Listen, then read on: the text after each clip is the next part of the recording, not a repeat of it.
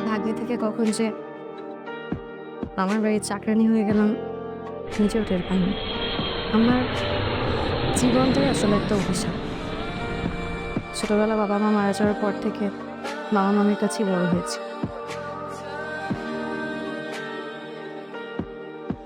আমার মামা মামি আমাকে অনেক আদর করত, কখনো পর ভাবিনি, নিজের সন্তানের মতনই আদর করত। কিন্তু তার কিছুদিন পরই আমার মামি মারা যায়, আর আমার মামা আরেকটা বিয়ে করেন। তারপর থেকেই একের পর এক বিপদ মামার মাথায় আসা শুরু করে। ব্যবসায় লোকসান হয়, চাকরির ঋণ বছর পর বছর বাড়তে থাকে, ব্যবসা আর ফেরাতে পারে না। হয়তো এইসব চিন্তায় প্যারালাইজড হয়ে বাকিটা জীবন কাটাচ্ছে।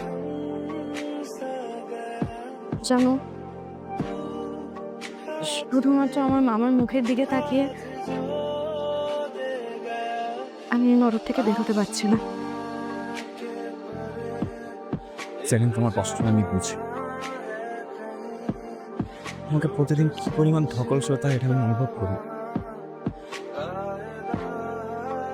আচ্ছা, তুমি কবে একটু মন খুলে হাসছো আমাকে একটু বলো তো? সব সময় তোমার মুখটা মলিন হয়ে থাকে। এই যে হাসছি, দেখো তো হাসি মুখে আমাকে দেখতে কেমন লাগে। অসাধারণ। সেদিন তোমার হাত আমি কখনো ছাড়বো না। তোমাকে আমি কতটা ভালোবাসি এটা না তোমাকে আমি বুঝাইতে পারি না। আর তোমার চোখের দিক তাকালেই আমি বলতে পারি তুমি আমাকে কতখানি ভালোবাসো। এইটুকু বিশ্বাস আমার তোমার উপর আছে যে আমি ভুল মানুষ পছন্দ করি না। আর তুমি কি বলো তো, শুক্রবারেও ডিউটি করো, চাকরির যে টাকা বেতন পাও, রুম ভাড়া, নিজের খরচ, প্রতি মাসে যে টাকা ইনকাম করো, মাকে দেওয়ার পর তো তোমার হাত খালিই থাকে। তুমি যখন চাকরি থেকে ফিরো, প্রতিদিন রাস্তা থেকে তোমাকে দেখি ওই একই নীল শার্ট পরা।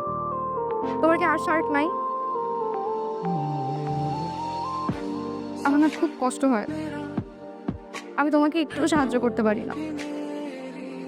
আর আমি তোমাকে একটা নীল রঙের শার্ট কিনে দেবো, হ্যাঁ? এখন না, আমার হাতে যখন টাকা আসবে তখন আমি তোমাকে একটা সুন্দর দেখে শার্ট কিনে দেবো। তুমি বলছো না আমার পাওয়া হয়ে গেছে।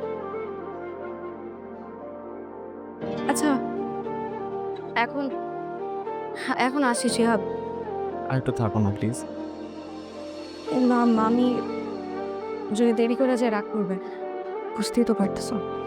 আর মামাও শুধু শুধু চিন্তা করবে। আচ্ছা, কালকে দেখা হবে। বেঁচে থাকলে দেখা হবে। চলো। চলো।